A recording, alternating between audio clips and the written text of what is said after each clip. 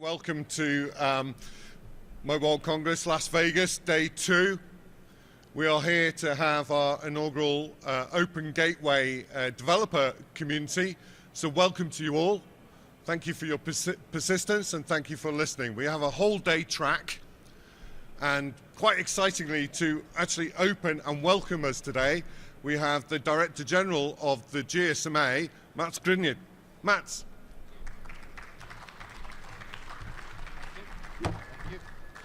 So, ladies and gentlemen, it is a real pleasure to be here at the very first DevCon at MWC in Las Vegas. And I would like to start with thanking Nokia and Telefonica and 5GFF for sponsoring this. It is a very important moment, you should know that, for us. And we have spoken about this in my board, which is the 25 biggest operator, last weekend in New Jersey. And why is this so important? Well, in Barcelona in February, we launched Open Gateway. And Open Gateway is a framework where we open up our 5G networks with all the credentials, all the capabilities to the world, and predominantly to developers, to come and use our network, develop products for businesses or consumers. That's the idea. And I know that we as operators, I've self been a CEO of a carrier, we are difficult to work with. We are big, we have a lot of legal requirements. I hope we can change that now. So Open Gateway is a way of making sure that we work closer to the development community. Today we have 35, I think, carriers signed up to Open Gateway. 35, that's big, because that means that it is 60-65% of all global subscribers belong to some of those 35 carriers. So it has a massive impact right now. And what Henry and team has done is to push these 35 through an MOU, making sure that they do commitments of launching at least one API through Camara, and that needs to be commercially accessible, commercially viable by year end. We started with 8 proof of concept, and then we went to 23, and now we just last week launched 3 commercially viable APIs in Germany. So that is really, really good progress, and we believe this will be an avalanche of APIs coming. But it all depends on the relationship that we can foster with the development communities.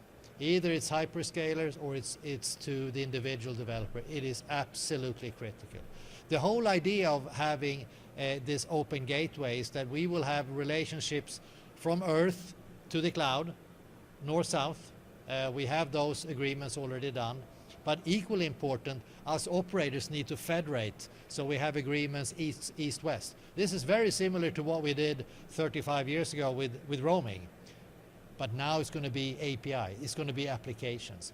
And we feel really, really excited. You should see the board when we have spoken about this on many board meetings. That is a subject that everyone chips in. Everyone has a very strong and positive opinion about. So, I would like to thank Henry and the team of GSMA to push this, because I think this is something that can really move the industry to a better place. So thank you very much for that, and I really hope you will enjoy these couple of days here and make sure that we stay curious and learn from each other and build new networks. Thank you very much.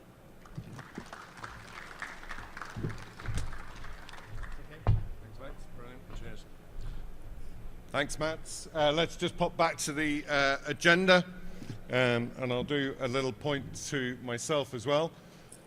So at 10:10, we've got some keynote speakers making networks accessible to application developers.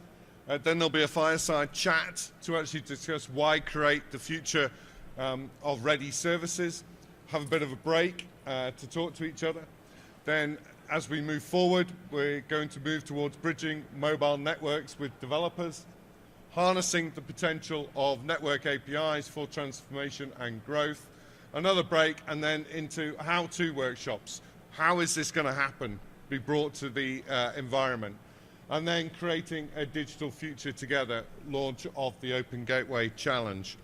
And before I introduce the next agenda item, I'd just like to say that for us at the GSMA, This is the next revolution of communications. If we think about decentralized networks, voice is a very decentralized network, and we called it communications.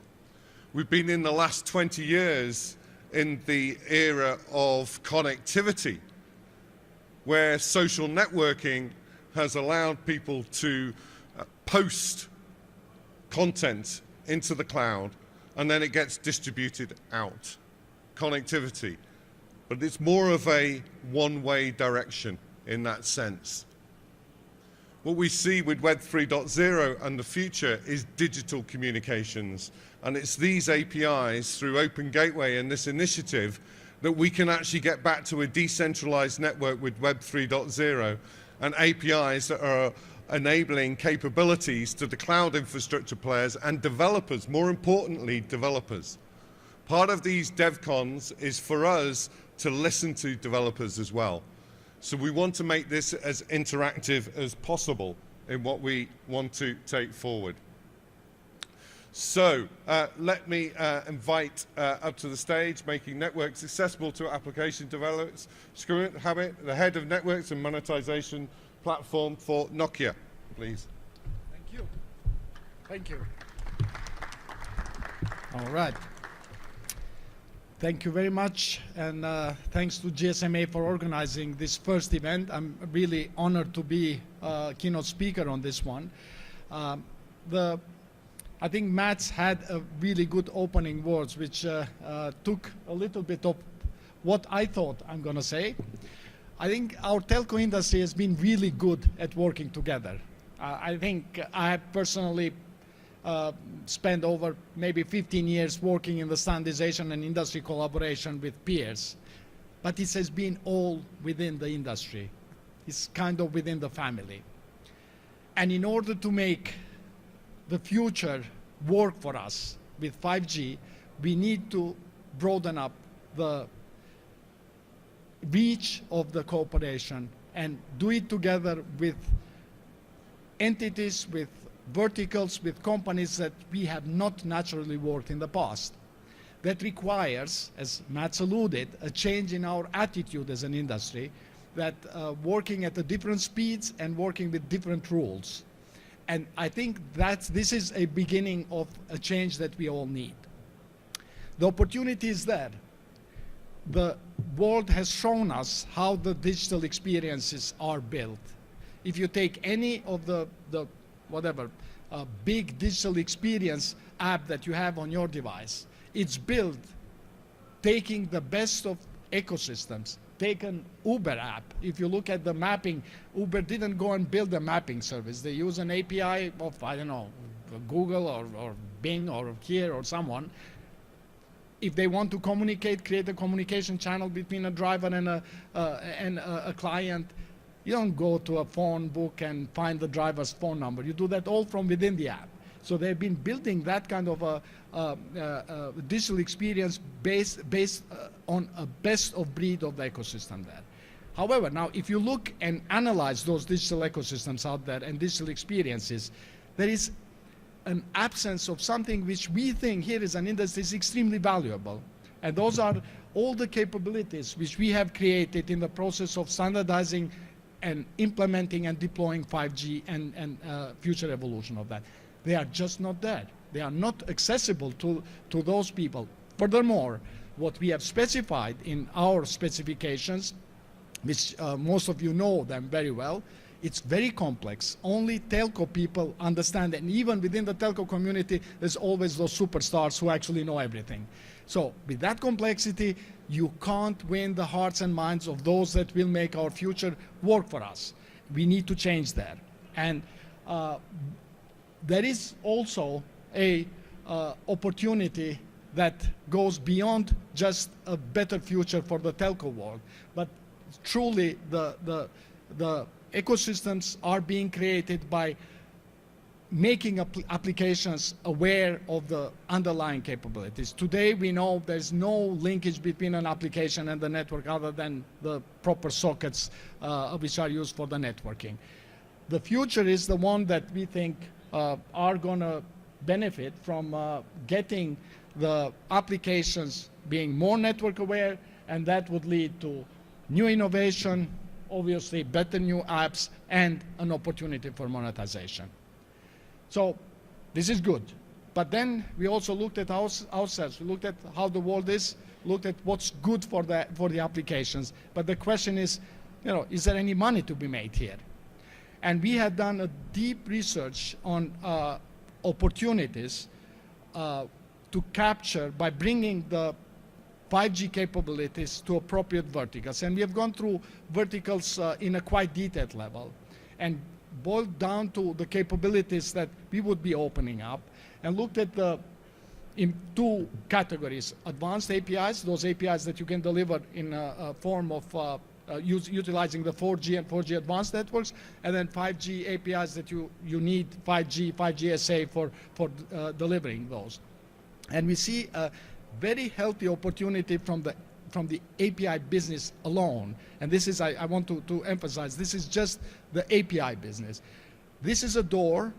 API and the associated SDKs are just a door to the verticals where we get the attachment of our networks in appropriate verticals, such as Industry 4.0, security, logistics, and so on and so on.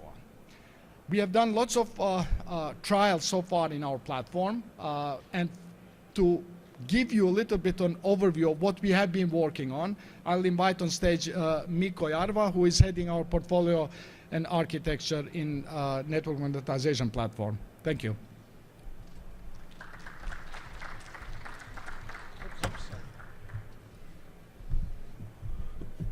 Thank you, Skumbing. Thanks, Mats and Henry.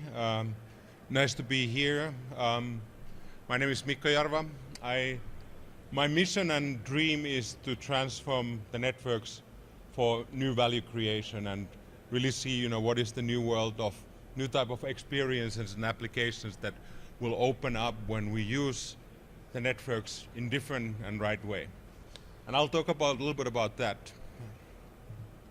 So what are some of the new applications that we can imagine and build when we can program and specialize network as a platform for those applications?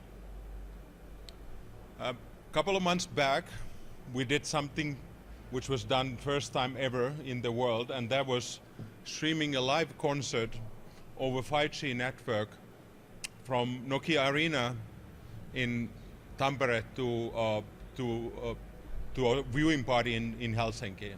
And that streaming was done from multiple 360 cameras. It was done over specialized network, essentially a network slice, and enabled remote viewing, immersive experience of the concert. So let's hear our team and Lauri talk a little bit about how all this was done.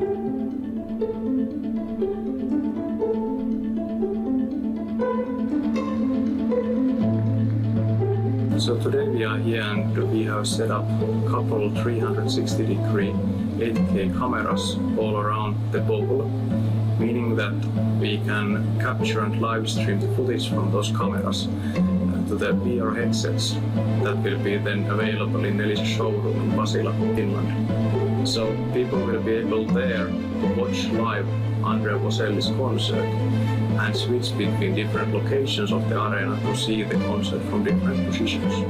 And then in the viewing side, when people are watching the show from the VR headset, they are using also the public 5G, which is offered by Elisa.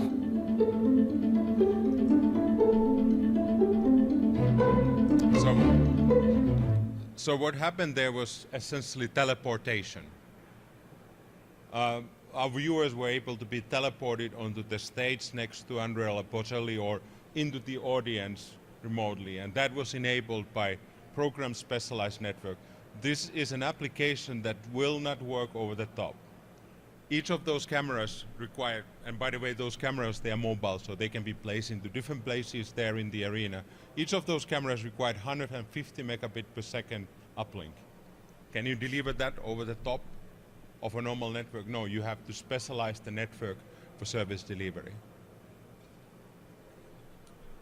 Another interesting use case, which we just tested out and made work together with Deutsche Telekom in Germany was remote operations of drones. And this remote operation of drones is being done for the purpose of being able to send drones to, remotely controlled drones to provide a view of emergencies such as fires and so on. So when the fire crews goes into fire site, they will have a proper video from the drone, including infrared cameras, and they can get a situational awareness about the fire and help then that to put out the fire better.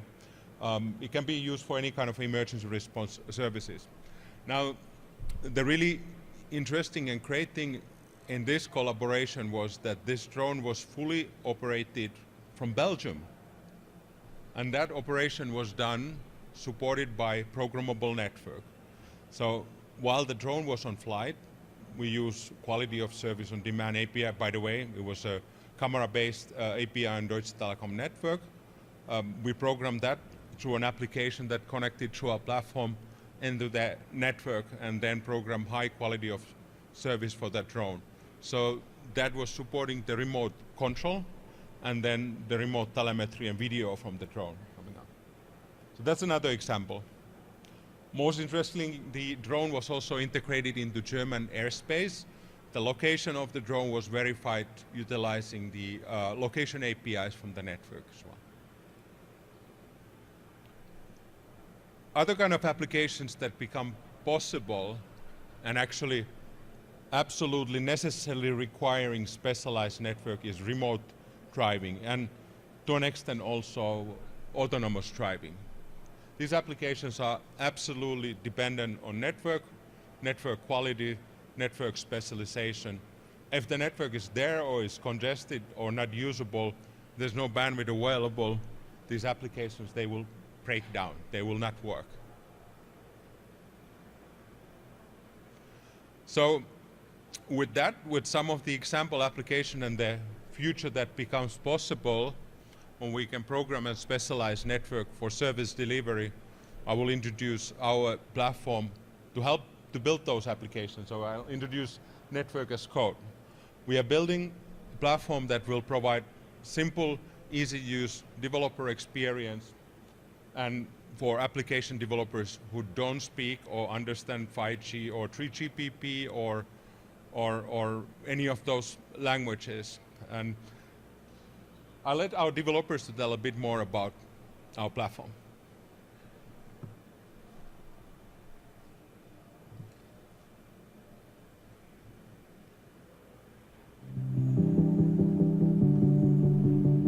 Envision a world where your software applications can easily interact with the mobile network, enabling new features such as dynamically adjusting network connectivity speeds without any interruptions or manual intervention. Introducing Nokia's Network as Code, a platform empowering you to develop applications that seamlessly integrate with the network and unlock the potential to create something new, amazing, and powerful. Nokia's Network as Code provides you with quick and easy access to a wide range of familiar software developer tools, allowing you to leverage advanced network capabilities in a simplified manner and giving you the power to transform the way your applications interact with and even manage mobile networks. Want to have your drone or gaming app change connectivity speeds when a specific event occurs? Just visit the Network as Code developer portal. Need to set up a specialized network for your application's unique needs? Just visit and learn what else you can do. It's all in your fingertips. You are now ready to empower your applications with Network as Code and begin to explore the endless possibilities.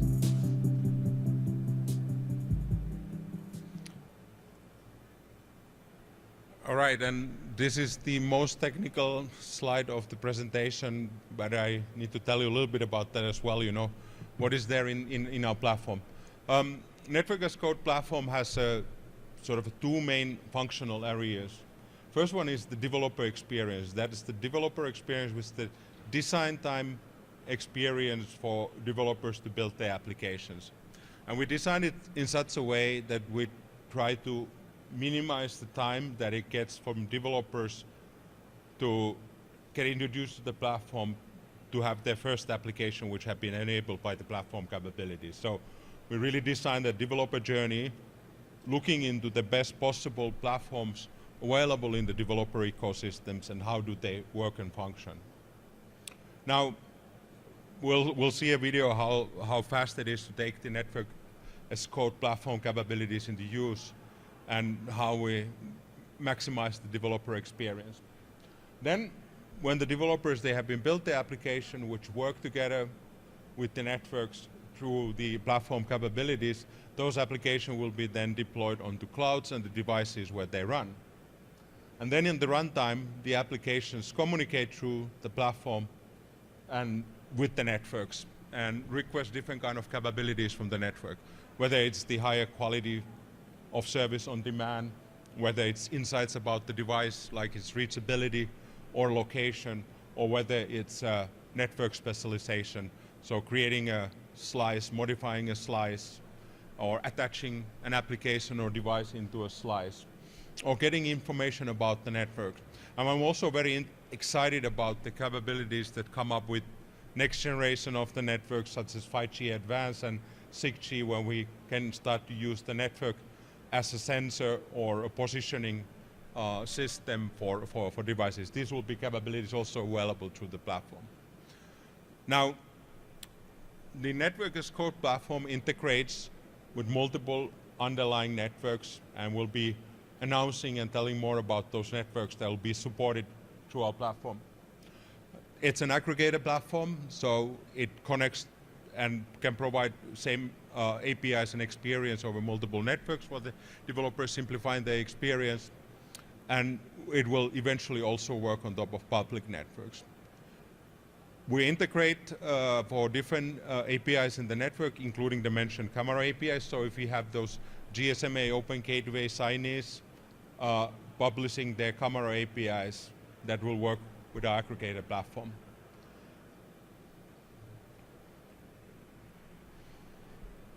Let's look a little bit into the developer experience. So, as mentioned, we try to simplify and streamline the journey of the developers. It starts with landing into the platform and learning of the network capabilities. For example, specialized network is our implementation and way to tell developers how they can use network slices in their application and what's the value of those. There will be documentation that helps to get them started, and it should be 10 minutes or something like that to build the first application. Developers only need to install their SDK, and once they've done it, their IDE, Integrated Developer Experience environment, will know the functions of the platform. So they actually don't even have to refer to the documentation. They can just go onto the their Integrated Developer environment and then autocomplete the application and then run the first application. Here we actually saw a video of developer building the first application and getting that application connected and communicating with the network. That took like a couple of minutes, all in all. We also support innovation with AI. So now the up and coming generative AI applications, they can be harnessed into powerful value creation. And you will see it. So what the developers can do, they can communicate with the generative AI to help them, first of all, to innovate the application, understand what kind of capabilities can be done with the platform, and then even get code samples, how to get it done. So what we did in here, we take the network as code SDK and documentation, and then pass that to a generative AI, and then generative AI knows network as code, knows Camera, and can help then developers very quickly to build this application. I think Mats was referring to the developer experience, how to really simplify and make that possible, and this is one of the tools available through our platform. So with that, I'm happy to re-announce, we just yesterday announced the availability of the network as code platform. So will be available for application developers by this year in selected networks. And there is our booth. We'll have demonstrations in there. You can come and test drive our platform. But we also have some really exciting activities with our partners, and now I'd like to introduce Erin Rainey from T-Mobile. She's Senior Director for Innovation and Technology and heading really exciting place called 5G Hub. She will tell more about that.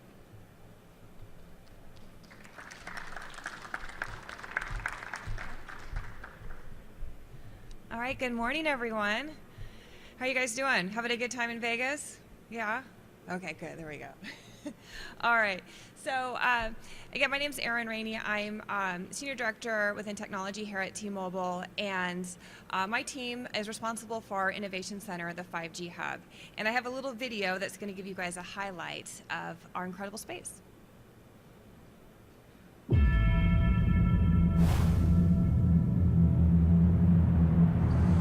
When I think about the potential of 5G, there's not a sector that it doesn't touch. This hub looks gorgeous, but most importantly, it is packed full of technology. We've got edge compute resources, we've got drone zones, we've got makers labs. We have so many different elements here to stimulate this great 5G opportunity. Welcome to the era of innovation. The 5G Hub is an innovation center like no other. It is for innovators of all types. Partners, developers, startups, and more. We have built a powerhouse 5G network. You have the potential to monumentally change the future. And that all starts right here.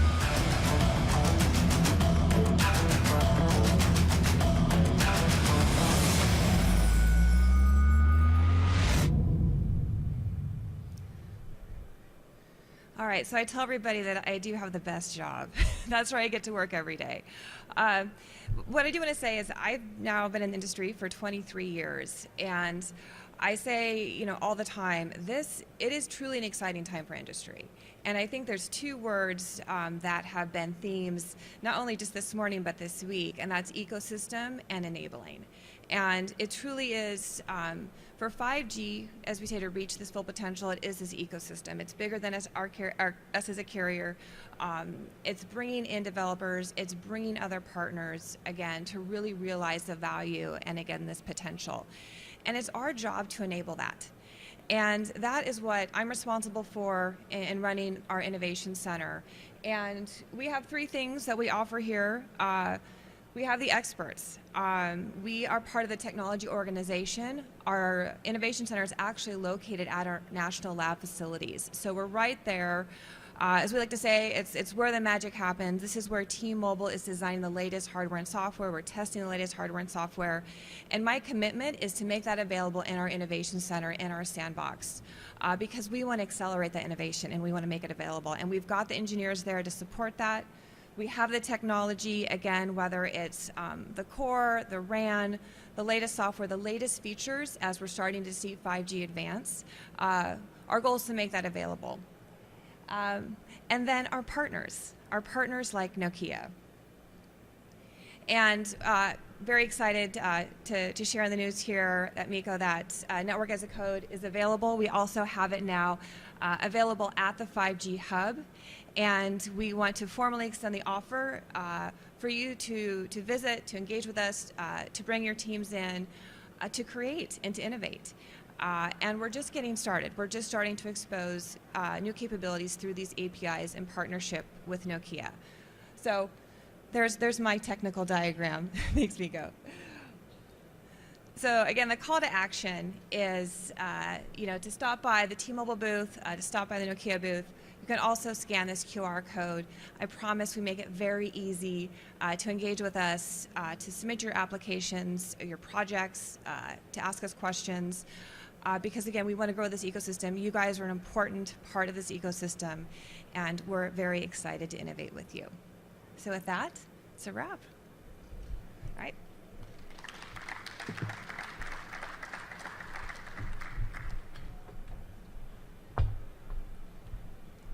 Thank you very much, Erin, Miko, and Skumbin. Clearly, we can see demonstrated there that Nokia Network as a Code is simplifying the experience for developers, whilst Erin and her lab is actually providing a sandpit and a platform to play in to actually experience how these APIs and network capabilities can enhance the developers' activities and solutions that they're doing. So thank you very much to you guys. So next we're going to move on to a little bit of a fireside chat. And I'd like to talk about why create future-ready services.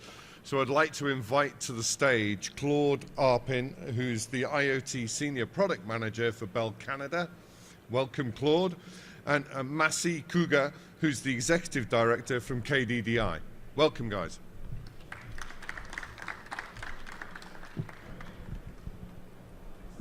Let's sit down. Turn your microphones to stun.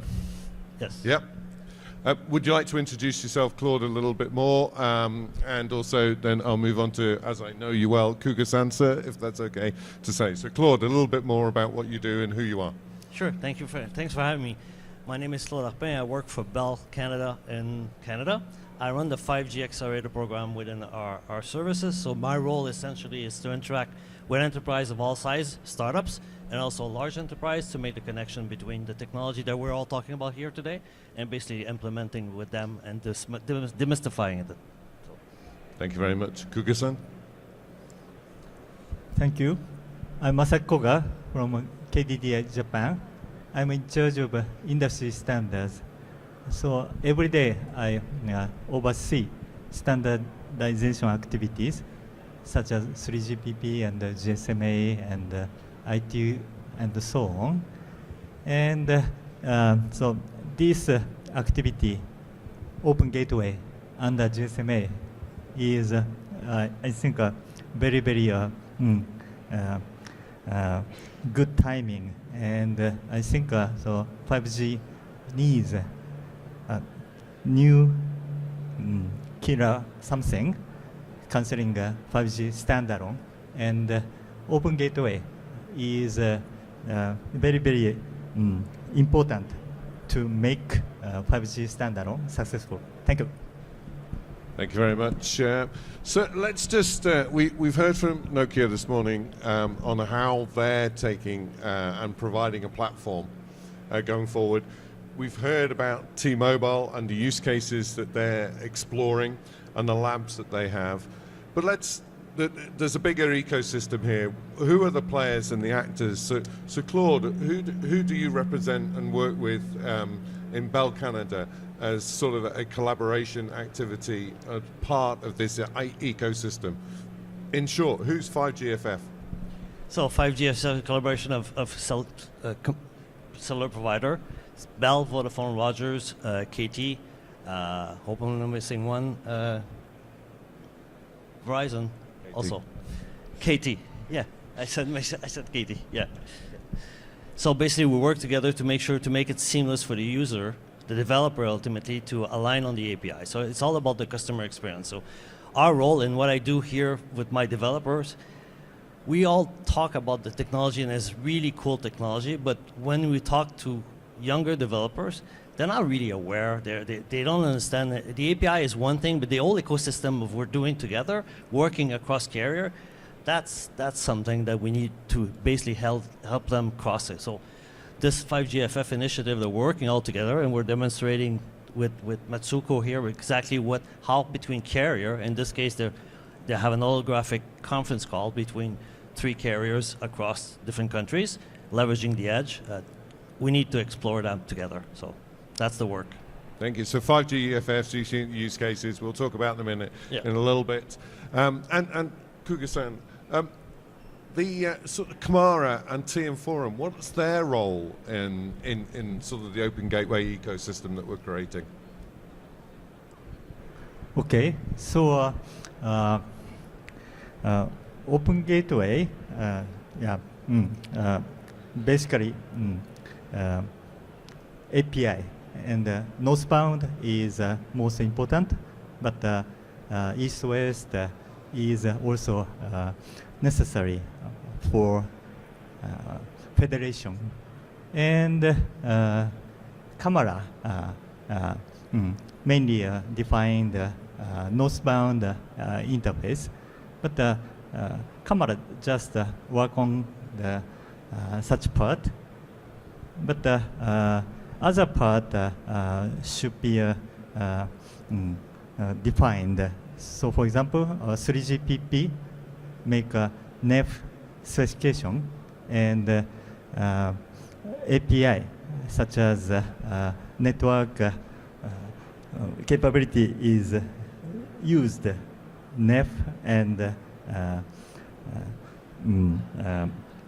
network capability is indispensable. So 3GPP very important, and to make API more useful for monetizing, TM Forum have such a good activities of BSS for billing, and also for operation and maintenance. So operation and maintenance is very important, and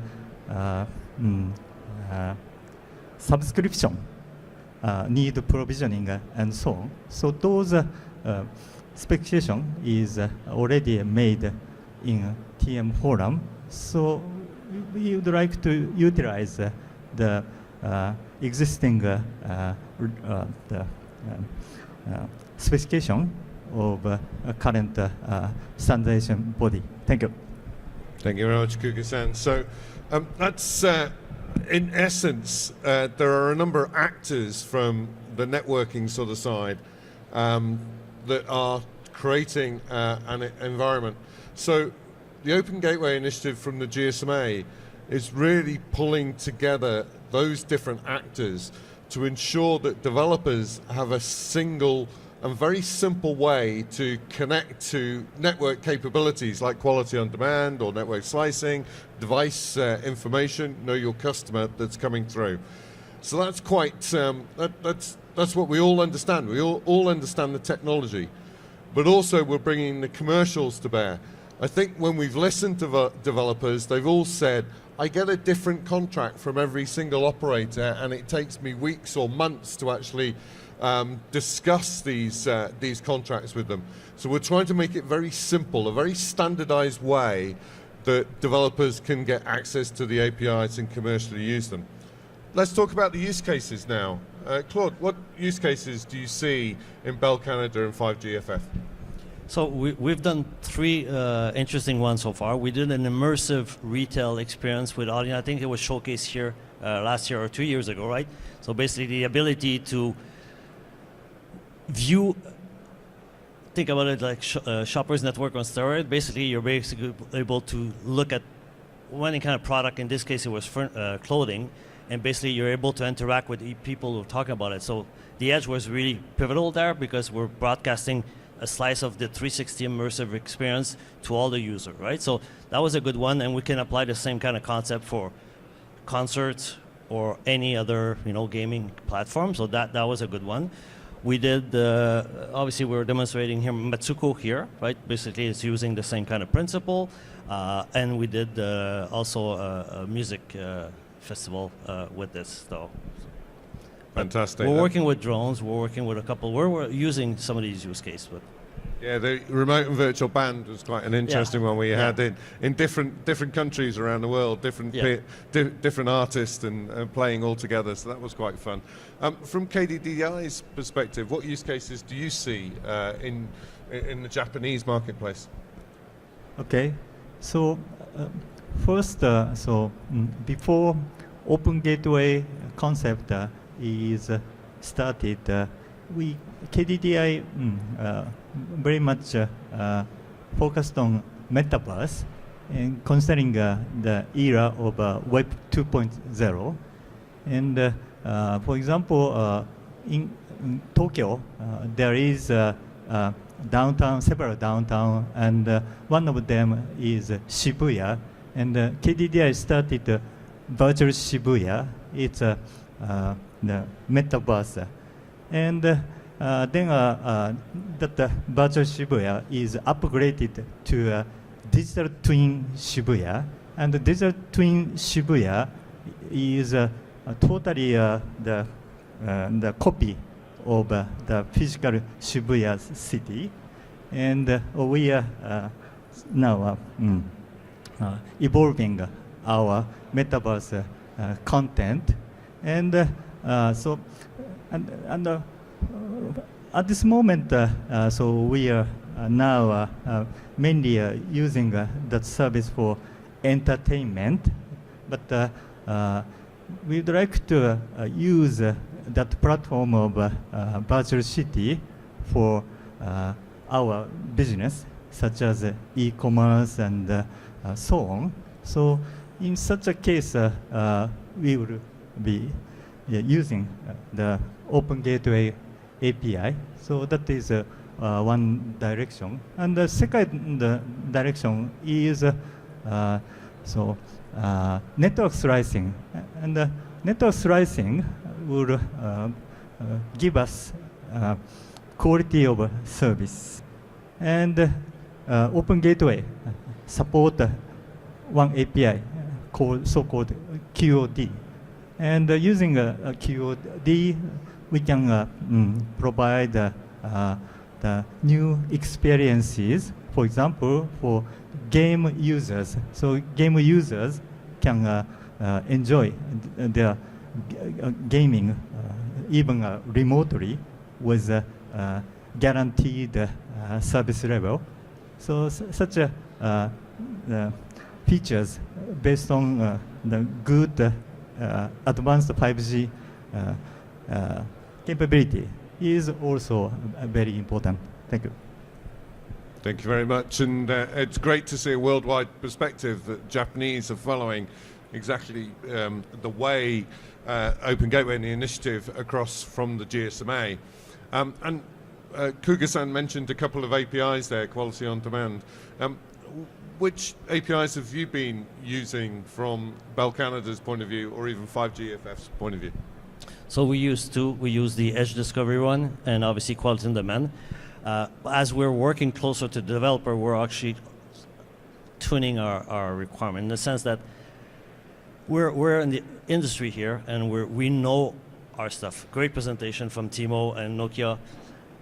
The younger developer, the ones that are not part of this ecosystem, are not exposed to all of that. So having the feedback from really exposing these things and trying to, when I say retune, exactly the feedback from these developers to how they access it is really more important for us than anything else. So we're working with these developers to understand these things.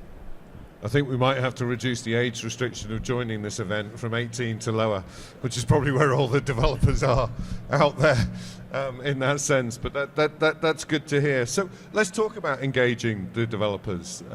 What do you think from an operators and the sort of the alliances, associations that you're in, what's that developer experience at the moment, and what would you like to see the experience for the developers? Claude.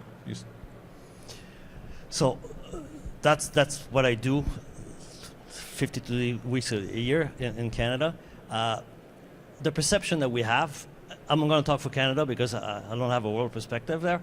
Even in very large enterprise or smaller enterprise, the level of knowledge of what's required to develop their next application using our networks is really not where we think it is. So I think support education to get them to use the API, but there's also a lot of other side activities that needs to be fixed for them to leverage these things. So here we're drinking our own Kool-Aid in the sense that we live in day in, day out, but my experience with the developer out there, there's a lot of education. So that's why developer portal is important to do what Timo is actually doing with making them try the stuff. They need to try it to understand, and we need to have a conversation. It's not all just doing a white paper, and white paper is inspiring, but actually how do we navigate that to get to their end game? It's really important. So I think more feet on the ground is going to be important. Yeah, spot on. White papers and specifications are a moment in time, and everyone forgets them. They gather dust. Where code can actually be sort of developed in environments and sandpits that you've mentioned, and it can live and it can develop, and it's in the word, isn't it? Development. So it's very interesting. In Japan, how do you engage with the developers? Okay, so actually now in our company still we are heavily studying on implementation of QoD, because the QoD have a big potential, but at this moment it's not so easy to guarantee the service, because the environment is radio, and radio quality can change according to the load of the base station. But even such a environment, so now we are seeing that we will be able to provide the guaranteed service by using network slicing. So that is we are finding, and in such a process we need to work with developers, because examples of application is very, very important. So I mentioned about gaming, and the gaming is one potential application, and we, our company would like to develop our the new experience, the user experience of application.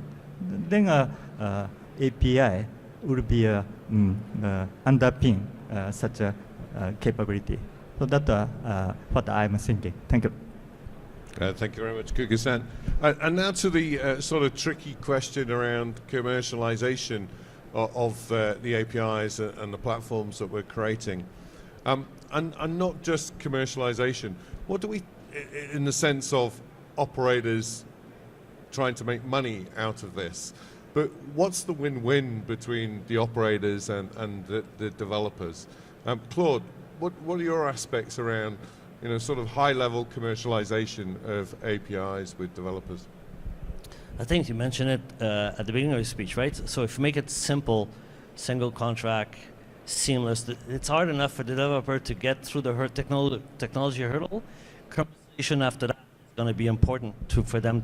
So making it seamless to work, in Europe, Asia, Americas, on the single, I wouldn't say pane of glass, but single engagement.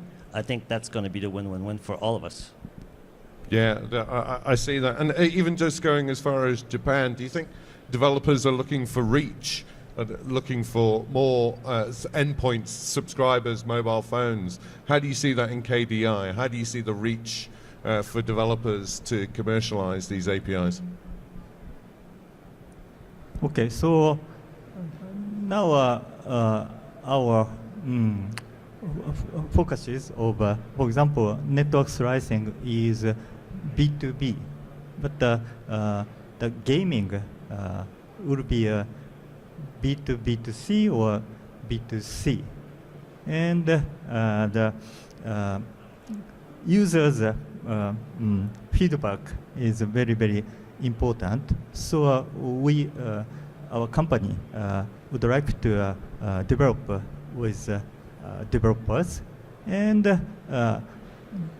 then if the technology is ready, the quality is guaranteed, then we need to think about the commercial services. And to realize commercial services, first we need authentication, and sometimes we need customer consent of personal information, and then the provisioning of services and the billing. So especially carrier billing. So So I think in using the Open Gateway, so we have a set of such a portfolio of monetizing, and developer and operators provide new services together. Thank you. Thank you very much. So, just in summary, and sort of, before I ask the audience if there's any questions, that's a prompt to actually, so you guys start thinking about questions, if you want to ask questions. I think the journey that we're trying to take around Open Gateway is, you articulated very well, Claude. Let's make it simple for the developers to be able to access network capabilities in the language that they know, code. Let's make it simple for them to contract, so they don't have to go to every single operator with a different contract to actually do it. Let's make it a little bit more immediate as well, because some of these services that operators provide, they'll probably all shoot me, but it can take months, if not years, to get a contract with an operator. So we need to speed that up.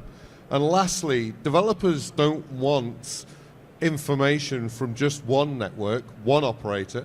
They want it from all operators, whether that's all operators in the local market, and they want that consistently, or maybe even worldwide. So that's the summary of the message of what we're trying to actually develop through the Open Gateway initiative. We just wanted to also show the complexity of the industry as well behind there, but it's very similar as we are, the complexities that we see in the US, very similar to the complexities we see in other markets, Japan being an example. So it's a problem, it's a similar problem that we can solve worldwide. Right, there's probably 2 or 3 minutes. I have a gentleman down on the left here wanting to ask a question, and there is the lovely Lucy bringing you the Thank you, microphone. HR is just about to shoot me. Thank you, Henry, and the panelists. My name is Peter Lyons. I wanted to understand how you see the role of sandboxes playing out in terms of, even in some cases, maybe like is it managed by the GSMA? Is it individual operators managing their own sandboxes?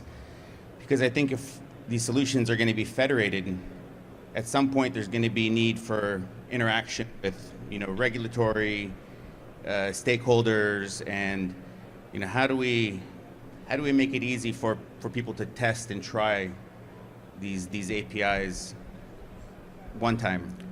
Yep. From a GSMA's perspective, let me start, and then I'll ask you about your particular operators. But from a GSMA's perspective,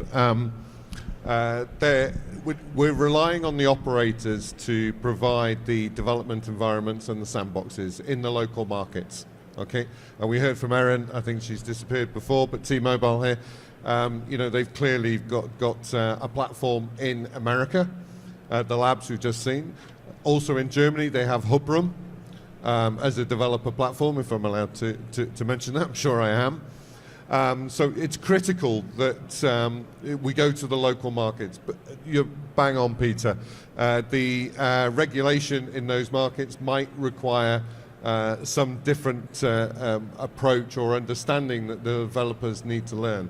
What we're trying to do at the GSMA is ensure that we signpost very clearly to the operator developer portals or early adopter programs, because it's quite confusing sometimes. I know some operators that have 2, maybe 3. I've seen one operator with 6 developer portals, and how a developer actually understands which one they should be in is also confusing. So we feel at the GSMA our role is to signpost, make it clear, make it simple for the developer where to go to engage with operators, or even, it doesn't have to be operators, it could be Nokia as code, it could be Ericsson Vonage, it could be AWS, it could be Microsoft Azure. We're not limiting ourselves just to the operators in that sense, but where are those developer places they can get?